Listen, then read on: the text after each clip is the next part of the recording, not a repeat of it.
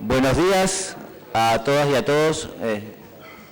Espero que hayan disfrutado la primera jornada de esta cumbre y hoy avanzaremos en la segunda. Recordarán que el tiempo de exposición son 12 minutos, con lo cual voy a ajustar esto lo más posible. Y respecto de las intervenciones, va a haber cerca de 15 minutos de debate, con lo cual sí les pido que las intervenciones que se hagan con posterioridad tengan que ver con el tema que vienen tratando obviamente los ponentes. En primer lugar, desde Ecuador recibimos a la jueza Ana Lucía Merchán Larrea. Tiene la palabra.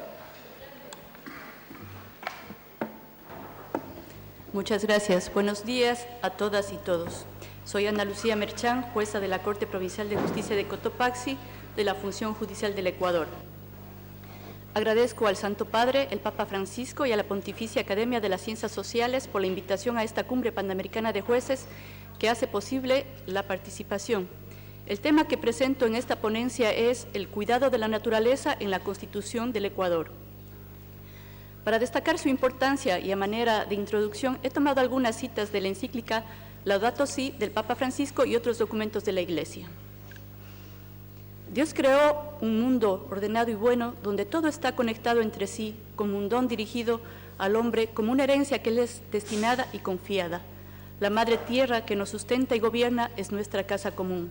Sin embargo, la sociedad moderna, alentada por el consumismo y acumulación de capital, a pretexto de progreso, mejor estilo de vida, derecho al desarrollo y, en general, crecimiento económico, la explota y trata de dominarla.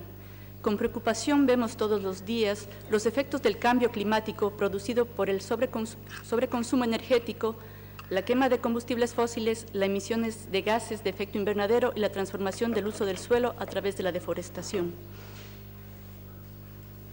Los avances tecnológicos que se presentan como alternativas de rehabilitación o remediación a estas acciones antrópicas no logran sustituir el daño ecológico y ambiental que se produce.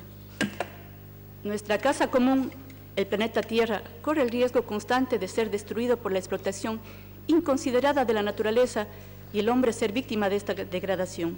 Ello incuestionablemente constituye un problema social de gran importancia que incumbe a toda la población. Debemos revisar nuestro comportamiento colectivo y, puesto que el ser humano todavía es capaz de intervenir positivamente, urge entrar en diálogo sobre el modo de cómo estamos construyendo el futuro del planeta para unificar políticas de protección, realizar esfuerzos educativos, potencializar la solidaridad para la calidad de vida de las futuras generaciones y fortalecer la conciencia sobre el respeto a nuestro hábitat. ¿Qué está haciendo el Ecuador a favor del cuidado de la casa común? La Constitución de la República, que nos rige desde el año 2008, ha dado origen a una serie de transformaciones de índole político, económico, social, con el objeto de construir una nueva forma de convivencia ciudadana en diversidad y armonía con la naturaleza, para alcanzar el buen vivir como concepto orientador de la vida. El régimen del buen vivir comprende derechos económicos, sociales y culturales, como los de la inclusión y equidad, educación, salud, agua y alimentación, vivienda, ambiente sano, comunicación y transporte, cultura y ciencia, trabajo y seguridad social. Por lo tanto, las personas, comunidades, pueblos y nacionalidades que conformamos la población del Ecuador debemos gozar efectivamente de los derechos del buen vivir en el marco de la interculturalidad, sus diversidades y en convivencia armónica con la naturaleza. Para asegurar el ejercicio justo y ordenado del destino y uso universal de los bienes, son necesarias intervenciones normativas fruto de acuerdos nacionales e internacionales y un ordenamiento jurídico que determine y especifique tal ejercicio. El Pacto Internacional de Derechos Económicos, Sociales y Culturales, de cual es parte nuestro país, reconoce como derecho de los pueblos disponer libremente de sus riquezas y recursos, con fundamento en que no se puede privar a un pueblo de sus propios medios de subsistencia. Del mismo modo, la Constitución garantiza el derecho a beneficiarse del ambiente y de las riquezas naturales, lo que implica la utilización de dichos recursos, pero estos deben ser explotados de un modo racional y sostenible. La naturaleza como titular de derechos. La Constitución de la República del Ecuador es pionera en reconocer derechos a la naturaleza. la que también, como se advirtió, es objeto de apropiación para satisfacer las necesidades de la población.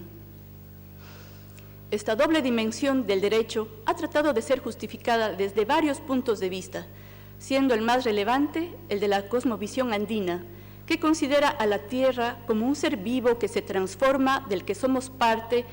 Por ello, no se puede entender la naturaleza como algo separado de nosotros o fuera de la realidad diaria.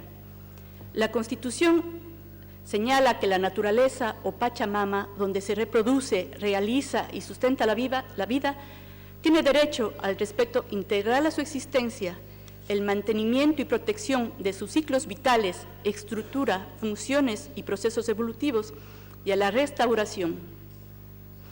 En garantía de estos derechos se establecen principios ambientales que están recogidos en el Código Orgánico del Ambiente, como son responsabilidad y reparación integral de quien promueve la actividad dañosa, utilización de mejores tecnologías y prácticas ambientales, desarrollo sostenible para satisfacer las necesidades del presente sin comprometer la capacidad de las futuras generaciones.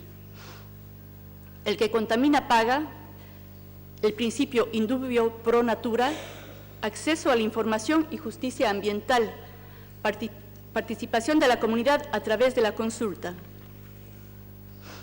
Principio de precaución cuando no exista certeza científica sobre el impacto o daño para adoptar medidas eficaces y oportunas destinadas a evitarlos, y de prevención. Estos principios son los fundamentos conceptuales para las decisiones, los que por mandato de ley deben ser reconocidos e incorporados en todo acto de administración pública, así como en providencias judiciales. Tenemos como mecanismos de protección del derecho de la naturaleza regulación de toda actividad que puede afectar la calidad y cantidad de agua, la prioridad en el uso y aprovechamiento del consumo humano, declaración del interés público y prioridad nacional en la conservación del suelo, limitaciones del dominio en ecosistemas frágiles y amenazados, incentivos al desarrollo de proyectos de forestación, reforestación y vegetación, actividad extractiva de recursos no renovables en áreas y zonas declaradas como intangibles, incluida la explotación forestal. Un ejemplo interesante es la zona intangible delimitada en el Parque Nacional Yasuní en la Amazonía, que recientemente ha sido ampliada en el área de los pueblos no contactados, pero al mismo tiempo se autoriza el uso de plataformas para la explotación de petróleo en la zona de amortiguamiento que ha sido reducida. La promoción de la eficiencia energética, aplicación obligatoria de medidas de precaución y restricción, especialmente para no conducir a la extinción de especies, como por ejemplo en las Islas Galápagos, donde no se puede introducir especies ajenas ni extraer las existentes. Prohibición de alterar el patrimonio genético nacional. Se destaca la declaración en la Constitución, Ecuador libre de cultivos y semillas transgénicas. La responsabilidad por daños ambientales, que no solo acarrea su restauración, sino también sanciones de carácter administrativo, civil y penal. Estos mecanismos de protección en favor de la naturaleza tienen un importante componente político, social, cultural, económico, ambiental, que está interconectado, por lo que toda decisión de política debe ser tomada desde el buen vivir. La acción de protección constitucional en favor del derecho a la naturaleza debe considerarse que la Constitución de la República consagra un Estado constitucional de derechos y justicia, declaración que tiene como centro del acuerdo jurídico político un modelo garantista socioeconómico enfocado en una mejor calidad de vida, sostenibilidad socioambiental y pluralismo cultural y multiétnico, buscando equilibrar el uso de los recursos económicos y ambientales y valorizar la diversidad histórico-cultural de nuestra población.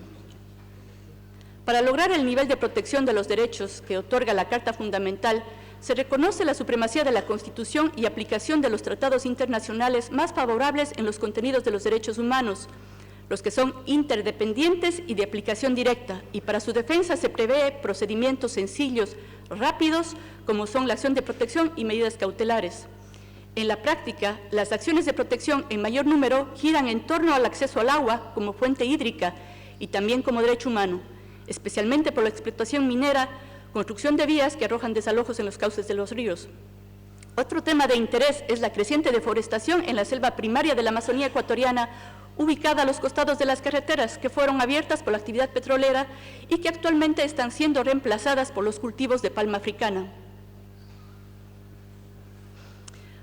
Tenemos como políticas estatales para la protección de la naturaleza que Ecuador, aunque es un país relativamente pequeño en su extensión, tiene gran variedad de ecosistemas donde se alojan selvas húmedas, bosques secos, páramos, humedales y manglares y variada fauna y flora, por lo que es considerado uno de los mayores de diversidad.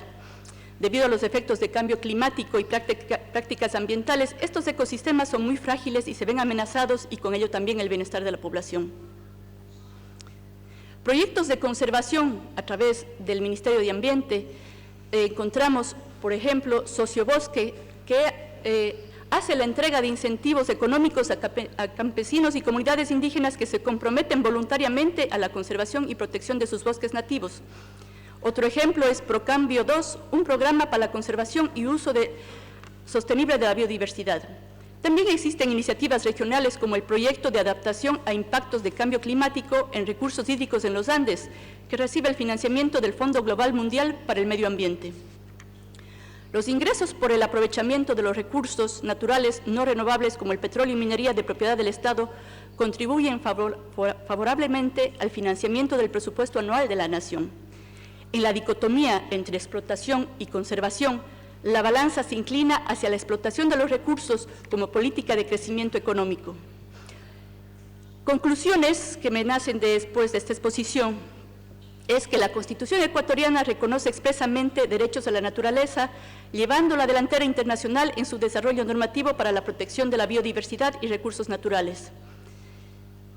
Varias de las respuestas que se pueden accionar en defensa de la casa común que refiere la encíclica de Laudato Si y la doctrina social de la Iglesia las encontramos en la Constitución del Ecuador y leyes orgánicas.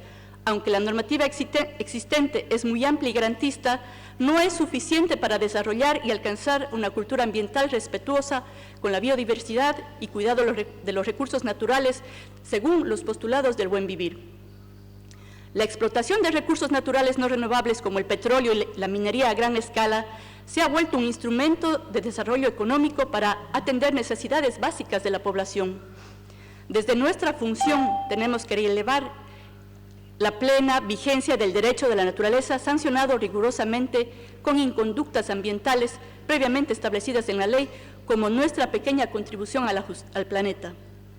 Como reflexión final, debemos revisar nuestro comportamiento colectivo, cada vez más influenciado por la tecnología, para no poner en riesgo la satisfacción de necesidades de las generaciones futuras y desarrollar nuestra ética para organizar la vida en armonía y respeto a la naturaleza. Muchas gracias.